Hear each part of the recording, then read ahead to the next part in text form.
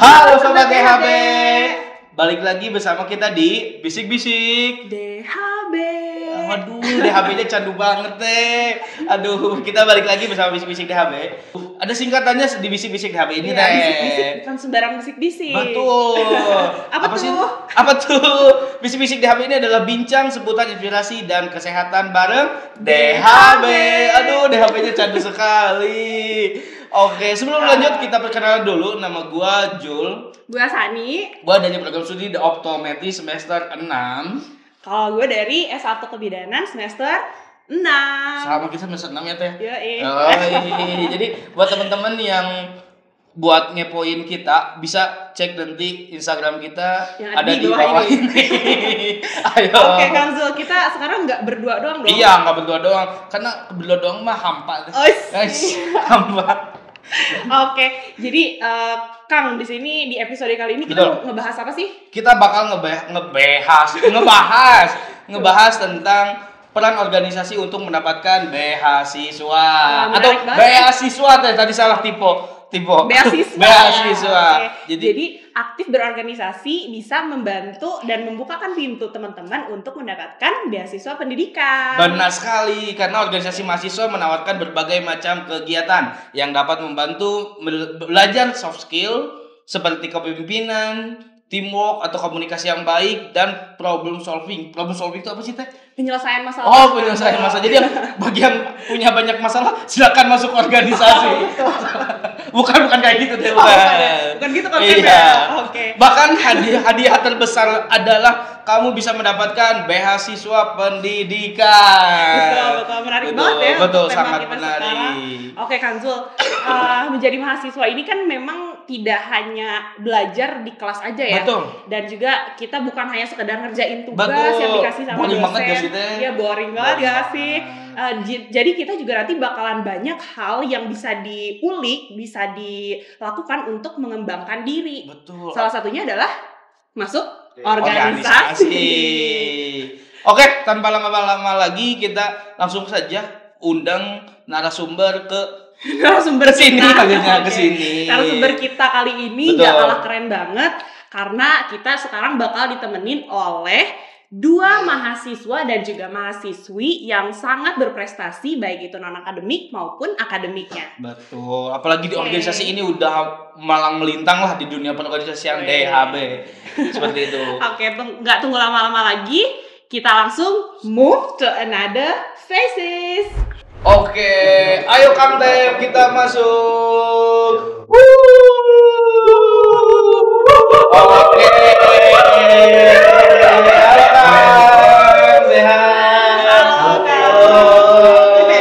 Oke, kita udah kedatangan narasumber kita nih. Ada yang tahu ke siapa nih? Siapa tuh? Oke, kita perkenalan terlebih dahulu, Kang Teh. Silakan boleh memperkenalkan diri sendiri. Halo, nama saya Muhammad Hasan Fauzan. Saya dari program studi di Pemertiga Keperawatan semester 6. Oke, kalau tetehnya nih. Halo, nama saya Penny Apriliani. Saya mahasiswa program studi sarjana keperawatan semester 8. Tingkat akhir semua ya. Tingkat akhir semua nih, Bos. Tapi keren banget masih aktif ya. Betul. Oke, Kang Teh, terima kasih udah ngeluangin waktunya bisa join di podcast Bisik-Bisik DHB. Oke, tak kenal maka tak sayang. Tadi udah perkenalan, tapi kita pingin ngulik lagi nih lebih dalam terkait dengan Akang dan Teteh ini. Gimana Kang Zul? Oke, mungkin sekarang lagi ngejabat sebagai apa sih Teh di organisasi DHB ini? Atau Kang seperti itu? Silakan boleh dijawab sama Akang sama Teteh, boleh silakan. Di sini saya sebagai presiden mahasiswa di DHB ini. Keren ya? Abangku. Abangku, presiden bos, presiden atau presma ya teman-teman. Ya, oke. Tetehnya? Kalau aku sekarang lagi menemani Prasma ya, jadi wakil presiden mahasiswa. Oh, baik. Jadi pasangan ya. Betul. Pasangan presiden dan juga wakil presiden. Tapi kan mahasiswa ya, berarti ketua BEM ya Kang? Iya, ketua BEM. Sebelum menjabat sebagai ketua dan wakil ketua BEM ini sebelumnya pernah mengikuti organisasi apa aja sih Kang? Pernah, saya yang pertama ikut Pikma. Yang kedua ikut Dewa Venture, terus ikut Duta Genru juga yang ada di dalam Pikma itu. Terus jadi ketua himpunan Betul. program studi Diploma 3 Keperawatan. Benar-benar Keren banget ya. pengalaman organisasinya bos. Bukan Tidak main-main. bukan kaleng-kaleng Bukan pengalaman kaleng. organisasinya. Oke, Oke. kalau Teh Fenia gimana Teh? Kalau aku pertama itu aku ikutan Majang Jajaka Keperawatan. Setelah itu aku ikut di HMPS Sarjana Keperawatan, ikut Hima Keperawatan, terus juga jadi wakil di organisasi Satgas Anti Narkoba. Diajak lagi jadi bendahara umum di BEM sebelum ini, dan sekarang jadi wakil presiden mahasiswa baru. Keren banget ya. Keren. Benar kata Kamsul, bukan kaleng-kaleng ya. Betul, tapi gonggong. Lebih dari kaleng bos. Oke. Berarti kalau Teh Fenia sendiri sebelum menjabat sekarang di kepengurusan BEM yang kali ini atau tahun ini, sebelumnya juga udah menjabat sebagai bendahara ya Iya, di BEM kepengurusan sebelumnya. Iya, betul. Oke, ini kan aktif-aktif nih Betul. ya di organisasi. Ada beberapa stigma ya. Betul. Kita langsung ngobrol ke yang agak serius Iya, ya. kita yang berkeliaran di masyarakat Oke. deh. Ya, stigma masyarakat itu kan, atau jangan masyarakat deh, Mahasiswa, betul. kupu-kupu ya. Betul. Kamsul. Kupu-kupu itu apa teh? Ya pulang. Pulang. Aduh. Iya, jadi ada beberapa stigma atau Betul. pemikiran dari mahasiswa yang kupu-kupu bahwa beranggapan kalau misalnya mahasiswa yang aktif berorganisasi di kampus ini adalah, ya bisa dikatakan apa ya? Kasarnya babu kampus lah. Iya, kasarnya kayak gitu. Iya, kasarnya gitu ya teman-teman. Kasarnya Kasar, ya. ya. Gimana sih tanggapan dari Kang Fasha dulu deh terkait Sebagai- dengan ya. stigma itu? Saya pribadi jadi babu itu enggak sih dia.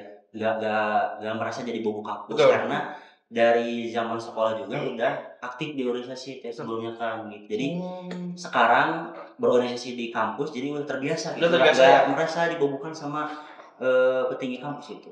Jadi Ya. ngalir aja gitu, jadi passion diri sendiri gitu. Udah Mendalam lagi. Mendalam lagi. Oke. Oke, kalau dari Teh Fenia gimana Teh? Kalau menurut aku mungkin itu adalah stigma dari mahasiswa yang kurang senang ya Teh Betul. berorganisasi Betul. seperti itu, karena dia enggan untuk keluar dari zona nyamannya. Sebenarnya babu kampus itu tidak akan berlaku kalau misalkan kita menjalankan sesuatu tanggung jawab itu dengan senang hati. Betul. Iya, betul. Nah, jadi aku rasa untuk stigma babu kampus itu kayaknya Kurang tepat kurang ya. tepat gitu. Karena sebenarnya gini, di saat kita mengikuti organisasi, otomatis kita juga dapat feedbacknya dong. Betul. Entah itu pengalaman, entah itu cara problem solving. Betul. Ya. Jadi kita nggak akan punya stigma babu kampus itu tadi. Tapi beda lagi kalau misalkan dengan orang yang tidak mau keluar dari zona nyaman, dia selalu berstigma negatif Betul. tentang suatu hal yang tidak dia sukai. Oke, menarik nih. Yang menarik menurutku adalah Apa terkait tuh? dengan zona nyaman, keluar dari zona nyaman. Iya. Berbicara terkait zona nyaman nih Teh, menurut Akang dan juga Teteh, kalau misalnya kita sebagai mahasiswa aktif di kampus nih ingin mengikuti suatu organisasi, Atau memilih lah. iya, memilih suatu organisasi, itu harus sesuai dengan minat dan bakat kita atau Berani harus mencoba keluar. untuk berani keluar dari zona nyaman Teh? Kalau dari aku pribadi, gini, opsi yang pertama, kalau misalkan kita pertama kali ikut organisasi, coba ikut yang sesuai dengan fashion. Biar Betul. apa? Biar kita bisa dapat rasa senang, rasa nyaman di organisasi itu sendiri. Tapi agar kita bisa lebih berkembang di saat kita udah nyobain nih yang sesuai sama fashion kita, kan kita nggak tahu ya, Betul. mungkin kita masih punya bakat dan fashion yang lain. Coba deh ikutan organisasi yang tidak sesuai dengan fashion. Keluar dari zona Iya, nyaman keluar nih. dari zona nyaman. Biar apa? Biar kita bisa lebih produktif, lebih berkembang lagi. Seperti itu kalau dari aku. Kalau dari Kang Fasha gimana nih Kang? Menurut saya mending ikut organisasi yang belum pernah diikuti di zaman sekolah gitu. Betul. Jadi Oke. kita keluar dari zona nyaman gitu agar kita bisa berkembang dan mengupgrade diri gitu. Gitu.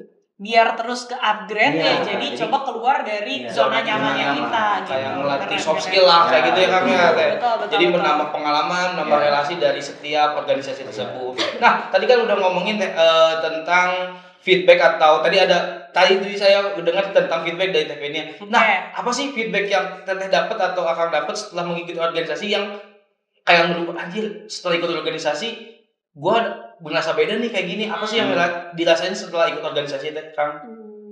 Kalau dari aku ya, feedbacknya tuh banyak banget. Yang pertama nih, salah satunya itu ya, kita bisa dikenal sama dosen. kita bisa Famous dikenal ya? sama Emang siapa sih yang nggak kenal Wapres, Bos? gitu.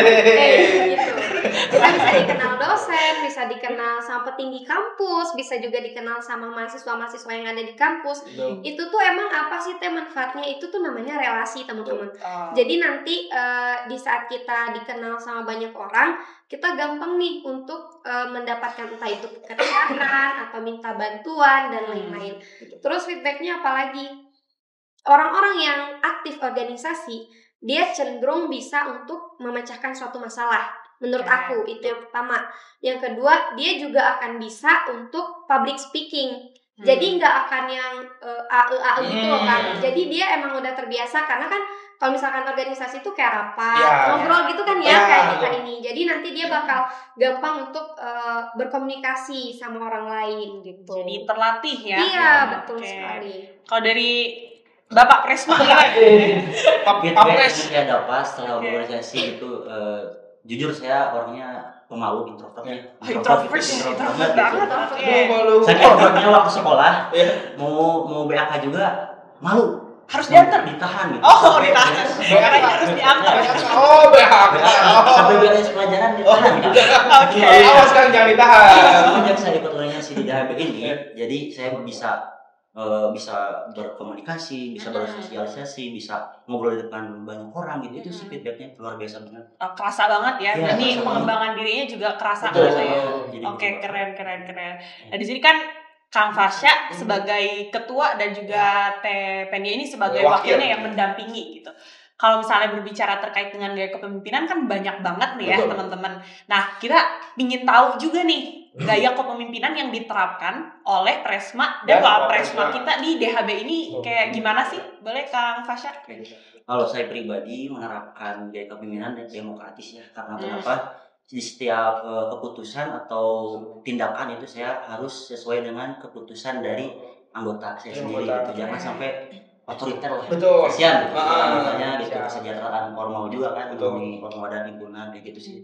Oke, jadi demokratis ya kalau dari Kang Fasya sendiri. Kalau dari Teteh gimana, Teh? Kalau aku lebih ke kombinasi ya antara demokratis dan juga otoriter. Kenapa? Karena menurut aku ada beberapa hal yang memang kita harus demokratis. Salah satunya misalkan nih, ada suatu masalah kita diskusikan, kita dapat solusi, oke, itu demokratis. Tapi kalau misalkan kita tidak mendapatkan solusi, itu kan pasti dari teman-teman yang lain pun akan mengembalikan kepada ketua. Nah, di situ mungkin kita harus menggunakan kepemimpinan otoriter, di mana kita yang harus memutuskan, karena udah buntu banget nih, udah nggak nemu jalan lagi gitu.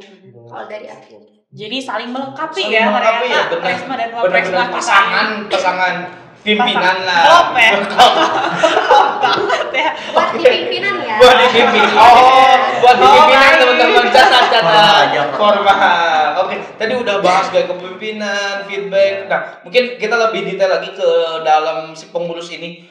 Di dalam pengurus Akang Teteh ini ada divisi apa aja atau departemen apa aja? Kan misalnya setiap kepengurusan pasti ada ya bagian-bagiannya kayak gitu. Ada apa aja sih, Kang? Di BEM ini kita ada Menteri Dalam Negeri, ada Menteri Luar Negeri, ada Advokesma, ada Minbar. Itu kan ada. Berarti sekitar ada 4 ya? Iya, ada 4. Oke, cukup banyak ya. Cukup banyak banget ya departemen yang dinaungi oleh BEM Stikes DHB ini. Oh iya, lupa. Oke. Ya, terbuka. Benar tuh. Saling melengkapi. Benar. Suami. Jadi ada 5. Ada 5 departemen ya, divisi. Berarti per divisi atau per departemen ini apakah ada ketuanya lagi? Betul. Atau gimana? Menteri disebutnya. Oh, menteri. Bukan menteri sunat. Menteri. Oh, menteri. Salah. Apa? Jadi fokus menterinya itu sebagai apa? Apakah dia juga mengetuai si divisi atau departemen? Apa punya anggota lagi apa gimana? Jadi untuk menteri ini dia yang mengkoordinasi anggota tiap divisi. Betul. Jadi nanti kita tuh sama Wapres ini dapat laporan dari setiap menterinya. Tugas-tugasnya itu untuk mengkoordinasikan anggota. Terus juga kan kita tiap departemen ini ada program kerja juga. Jadi yang bertanggung jawab atas program kerja itu adalah menterinya. Masing-masing departemennya. Keren. Berarti sebagai tangan kanan kepada Presma dan Wapresma ya. Jadi Wapres hanya mengontrol saja mungkin ya seperti itu. Nah, berbicara terkait tadi kan banyak nih ketua departemen A, B, C sampai dengan E gitu. Ini kan ada 5 kepala nih. Gimana sih caranya untuk kalau misalnya ada rapat atau segala macam itu menyamakan persepsi gitu. Karena kan beda kepala pasti beda pemikiran. Apalagi ini dalam suatu organisasi gitu. Diskusi sih. Lebih ke diskusi ya. Soalnya kan kita pasti beda-beda kepala, beda-beda pemikiran. Betul. Gimana caranya kita agar satu pendapat gitu dari berbeda pendapat ini satu suara? Gimana caranya itu? Kita ada diskusi rapat, kita ada rapat tiap minggu 1 kali. Rapat mingguan BEM itu kita mengevaluasi kita semua gitu dari semua departemen. Rapat rutin gitu ya. Rapat rutin BEM. Oke. Jadi chemistry-nya udah pasti kejalin ya teh. Rapat setiap ini. Jadi selain itu juga kita selalu melibatkan antara anggota departemen itu sendiri. Bukan misalkan Infokom nih punya program kerja nih. Udah itu tanggung jawab Infokom aja enggak, tapi dari departemen luar negeri, dalam negeri yang lain selalu melibatkan yang lain gitu ya. Kerjasama ya. Betul. Teamworking. Teamworking salah. Aduh, teamworking.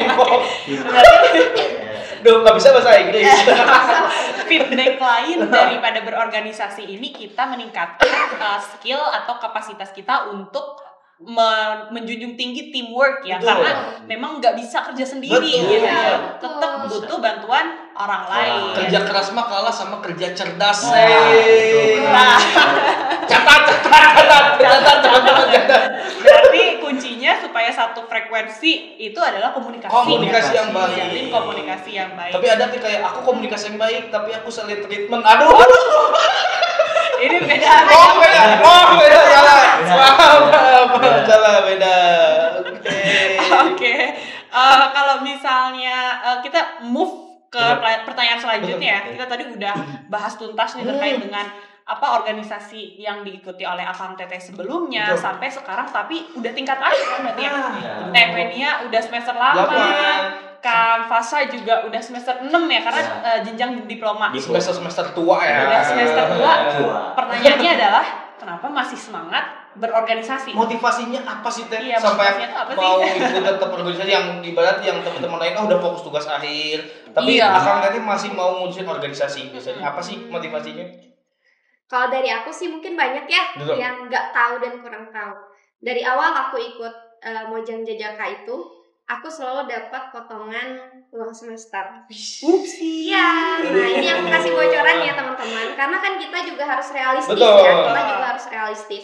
Aku selalu dapat uang potongan uang semesteran. Mulai dari aku jadi Mojang Jajaka, aku jadi wakil satgas, aku jadi bendahara umum, dan sekarang jadi wakil presiden pun aku dapat potongan uang semester gitu. Nah itu sih salah satu motivasi yang kayaknya aku bisa nih ngebantu orang tua sambil meringankan meringankan juga ya. Keren. Terus juga apa sih motivasinya? Karena kita harus membiasakan diri dari sekarang karena pasti abis kuliah ini kerja, benar gak sih? Nanti kita akan bertemu sama orang yang rupa-rupa lah kalau bahasa Sundanya ya. Jadi kalau misalkan kita udah terbiasa ikutan organisasi, nanti kita nggak akan kaget pas masuk dunia kerja. Nggak akan ayam mau. DHB. Candu banget ya beda dulu. Beda. Oke. Kalau dari Tevenia gitu ya. Iya. Kalau dari Bapak Presma gimana? Motivasi sampai sekarang aktif, yaitu balik lagi pertanyaan sebelumnya. Jadi passion berorganisasi gitu, ingin mengembangkan diri dan ingin menjadi orang yang beda gitu dari yang lain. Itu sih passion tujuan saya jadi aktif di organisasi. Wah, keren. Tapi tadi menyambung yang jawaban dari Tevenia terkait dengan mendapat potongan biaya pendidikan. Itu menarik banget, harus teman-teman ketahui. Jadi sebetulnya aku pribadi juga belum tahu nih. Wah. Iya betul. Jadi salah satu keuntungan mengikuti organisasi adalah bisa mendapatkan potongan biaya. Oke, ini berarti menarik banget. Nyambung sama tema yang kita bahas sekarang ya. Betul. Tadi apa temanya? Aduh, aku lupa. Aktif berorganisasi bisa membukakan pintu mendapatkan beasiswa pendidikan. Oke, jadi Akang dan juga Teteh ini sebagai Presma dan Wapresma sekarang mendapatkan tunjangan ya berarti? Atau beasiswa ya? Beasiswa pendidikan. Itu berarti full atau gimana Kang sistemnya? 1 tahun. Ya, Oh, selama 1 tahun. 2 semester. 2 semester. 2 semester. Wah. Impresif. Oh my god. Ini masih banyak. Masih banyak ya? Salah satunya tuh apa cuma yang pertama karena kan aku sering juga nih kumpul Betul. sama BEM yang lain dari Iya. kampus lain. Mereka tuh nanya, kok kalian dapat sih beasiswa? Nah di kampus lain tuh mereka nggak dapat beasiswa. Masih jarang tuh ya. Iya. Iya. Maksudnya nggak dapat beasiswa dari aktif organisasi. Betul. Nah yang kedua cuma di kampus DHB yang apresiasi mahasiswa yang ikut organisasi. Apresiasi Dengan itu cara penting apa, sekali. coba? Apa tuh teh? Nanti dipanggil pas wisuda dengan mahasiswa prestasi non akademik. Wih, keren banget ya. Jadi bagi teman-teman yang ngerasa di akademiknya kurang, Iya, tuh. jadi bisa berperan aktif di organisasi, Organisasi. apalagi di organisasi DHB. Buka kapasan gimana? Iya gitu, keunggulan DHB itu dapat beasiswa dan bukan hanya di BEM aja. Betul. Organisasi pageant juga dapat. DHB itu kan ada pageant, ada formal, ada himpunan, Oke. dan paling atas BEM, MPM juga dapat. Kita di atas kita di BEM ada MPM. MPM itu kayak MPK-nya mungkin Iya, ya. MPK. MPK lagi MPL salah. Iya. Keyboardnya deket kan sama R. Baik. Jadi yang aktif organisasi Iya. dari bawah sampai atas kita dapat Betul. beasiswa. Berarti sekecil apapun itu pencapaian pasti ada Diapresiasi. apresiasinya. Jadi kalau semangat berorganisasi. Iya, terlebih kan kalau Gen Z itu harus ada reward ya. Betul. Gitu. Di samping punishment, mereka Bahas juga aja, butuh Mbak. banget reward ya. Betul. Gitu, Give, bener. give apa? Giveaway. give and me apa? Apa tuh? Aduh, aku nggak tahu. Oke, berarti wah keren banget ya. Betul. Jadi memang tadi betul kata Kang Zul, kalau kuliah di DHB ini bisa dikatakan sekecil apapun pencapaiannya itu sangat diapresiasi Apresiasi. gitu. Keren. Tuh. Nah, tadi menyambung pertanyaan yang sebelumnya nih, Betul. terkait dengan tingkat akhir, tapi masih semangat mengikuti Ya. organisasi gitu. Aku pribadi pengen tahu sebetulnya gimana sih cara untuk mempertahankan Atau konsistensi. konsistensinya gitu. Ini kan dari tingkat 1, Iya. Tania juga ya ikut organisasi. Apalagi kamu dari zaman sekolah. Iya, itu juga sekolah. Jadi gimana sih cara untuk mempertahankan, gimana caranya untuk konsisten gitu? Betul. Itu sih kalau dari saya mah prinsip. Yang pertama prinsip kita Dikuatin di prinsip ya, orang. prinsip harus loyal, harus totalitas. Oke. Gitu. Prinsipnya harus kuat. Total bos. Harus itu sih kalau dari saya. Oke. Kalau dari Stefania, Iya, biar konsisten itu yang pertama tadi yang aku bilang, di saat kamu mau mencoba suatu hal, usahakan dulu buat nyaman. Karena jujur aja aku udah nyaman banget ikut organisasi gitu. Jadi kalau misalkan gak ikut organisasi itu kayak aneh aja. aneh. Hampa ya? Hampa. Tempat terasa. Lampu udah. Oke. Jadi emang harus nyaman dulu di Betul. organisasinya. Terus benar tadi kata Presma, harus royal dan juga loyal. Tuh. Harus sadar juga ya sama tanggung jawab. Kita harus megang prinsip kayak gini. Orang itu jadi manusia itu dia harus tanggung jawab. Di saat kamu udah memilih untuk ikut satu organisasi, kamu harus tanggung jawab karena orang bakal percaya. Nah, kalau misalkan kamu ikut nih organisasi, terus kamu nggak tanggung jawab, kamu nggak konsisten, nggak bener, kepercayaan orang hilang dong. Nah, yang susah itu adalah membangun kepercayaan orang lain. Nah, itu sih kalau menurut aku harus sadar bahwasanya kita tuh harus jadi manusia yang tanggung jawab gitu. Yang junjung tinggi tanggung jawab ya. Ada yang satu yang lupa, selain tanggung jawab, tanggung nanya. Masa nggak dijawab, nggak ditanya? Oh iya, benar. Salah dong. Oke. Oke, Kang Zul. Mungkin tadi udah bahas pengaruh apa sih, pengaruh besar apa yang benar-benar yang ada di dalam hidup atau yang ada di dalam diri Akang Teteh ini di organisasi tadi. Jadi berarti singkatnya adalah Ya. yang sangat berkesan Betul. gitu ya, pengaruh dari organisasi di kehidupan sehari-hari. Emang Teh Sani paling ngerti aku banget. Aduh. Gimana nih? Boleh ya. Itu sih semenjak saya berorganisasi bisa memanage waktu. Yang pertama itu Manajemen harus waktu. bisa mengatur skala prioritas. skala prioritas. Apa prioritas kita gitu? Akademika atau non akademika gitu. Oke. Dan kita harus membagi itu semuanya, akademik dan non akademik. Sampai saat ini kayak gitu. Wah, keren. Kalau dari Teteh gimana nih, Teh? Tepen. Pengaruh Tepen. yang berkesan ya. Iya, Iya. yang paling berkesan Yang paling selama berkesan mengikuti Organisasi kesan. Aduh. Dari aku sih hal yang berkesannya itu relasi ya. Betul. Karena mungkin kalau aku nggak ikut organisasi, aku nggak kenal Iki. Alci, Ada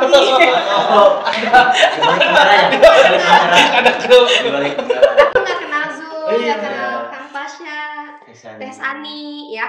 Terus juga mungkin aku nggak akan dekat sama dosen-dosen, nggak akan kenal sama dosen karena kan kuliah matkul doang terus pulang, udah aja kan.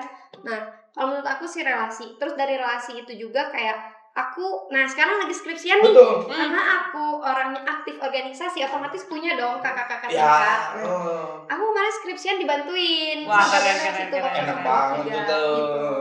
Jadi emang relasi dari organisasi itu berkesan itu sih bagi aku. Memorable banget gitu ya, relasi daripada kita aktif berorganisasi. Daripada hanya pulang kuliah. Kupu-kupu. Kita mah kura-kura ya. Oke. Kuliah rapat.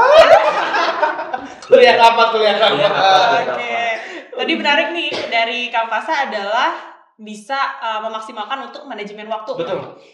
Kita kan sekarang sebagai mahasiswa aktif gitu, juga aktif di organisasi. Gimana sih caranya untuk balance gitu ya, menyeimbangi antara perkuliahan dan juga organisasi. Biasanya kan ada orang yang nggak balance, cuma aktifnya di organisasi doang, di akademik ditinggali. Jadi mahasiswa abadi. Jangan dong. Kita harus balance gitu, harus balance. Seperti yang diterangkan saya sebelumnya, jadi harus bisa skala prioritas ya, harus bisa mengaplikasikan skala prioritas itu. Kita fokus akademik tapi kita jangan lupakan tanggung jawab kita di organisasi gitu. Betul. Tapi kita juga jangan lupa akademik juga gitu. Baik lagi akademik. Jadi kalau kita misalkan udah kuliah langsung rapat, jangan lupa kalau misalkan ada tugas kerjain juga ya. Sampai saat ini kan gitu. Sama kita ngerjain revisian, betul. Skripsi, ya udah. Tapi kita tetap harus rapat organisasi. Betul. Harus berbagi waktu gitu ya. Berbagi waktu itu sih. Keren. Kalau dari Teh Fenia terkait dengan manajemen waktu ini ada yang mau ditambahin nggak? Enggak sih, sama, kita sama-sama harus bisa memilah dan memilih skala prioritas tadi. Bukan berarti organisasi itu lebih penting dari akademik, enggak. Karena tetap ya tujuan pertama di kampus itu tetap kuliah. Tapi kita juga harus ikut organisasi seperti itu. Dengan manajemen waktu itu kan nantinya bakal balance nih antara kuliah dan juga organisasi seperti itu. Juga biar terlatih ya soft skill dan juga hard skill-nya. Kita harus seimbang. Dan bonusnya adalah dapat beasiswa. Oke. Wah, keren banget nih, selain dari aktif berorganisasi, juga akademiknya tetap dinomorsatukan dan bisa meringankan beban keluarga. Jadi nggak ngerasa jadi beban keluarga. Silahkan aktif di organisasi. Di mana aktifnya? Di DHB. Aduh, candu banget. Aliman DHB. Oke, Kang Fasya dan Teh Fenia, thank you banget nih udah mau mampir di tengah-tengah kesibukannya. Di tengah-tengah revisiannya. Dan juga menghadapi sidang akhir ya, Teh? Bukan sidang isbat.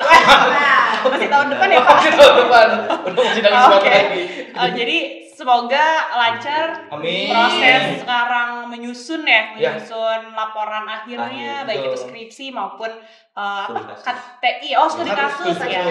Semoga lancar. Amin. Dan tanggung jawab di organisasinya bisa diselesaikan sampai dengan nanti masa jabatannya berakhir. Mungkin terakhir kita kasih nih bagi teman-teman atau penonton yang ada di rumah, kasih closing statement nih bagi teman-teman yang mau aktif di organisasi dari akang tetehnya. Silakan. Closing statementnya nih harus dicatat ya. Betul. Ingat. Dicamkan. Di gimana? Dicamkan. Oke. Dicamkan itu mah dicarkan. Gimana nih? Dari Papres dulu nih. Dari Papres. Jika kamu ingin mengupdate diri atau ingin berkembang, aktiflah di organisasi. Wah, keren. Jangan aktif di WA doang. Males lagi. Beda. Beda. Kalau dari dari tetehnya kalau dari aku, kalau misalkan kamu ingin menjadi seseorang yang berkembang, Coba deh keluar dari zona nyaman.